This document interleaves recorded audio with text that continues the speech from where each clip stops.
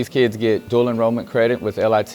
They have the opportunity to get industry-based certifications that will help them get jobs as soon as they're out of here, as well as these guys get to work together with other people that have already taken this class with seniors, and we also have students that come back that are enrolled at LIT or already have careers in welding, and they get to really learn a lot from their peers and people that have already taken this course. My name is Lee Allen. I'm the Welding 1 teacher here at Taylor Career Center. I like to teach them that there's other opportunities out there as being a welding inspector. You can learn fitting from this course. I used to do it as well. As long as these guys really have a good understanding of blueprints, mathematics, and what's actually going on in the industry, I believe that there's a lot of aspects they can learn and lots of career opportunities for them. We are dedicated to making sure that the kids get the best education they can. When they step out of here and walk across that stage, these kids can have a good education, and they can also leave here welding.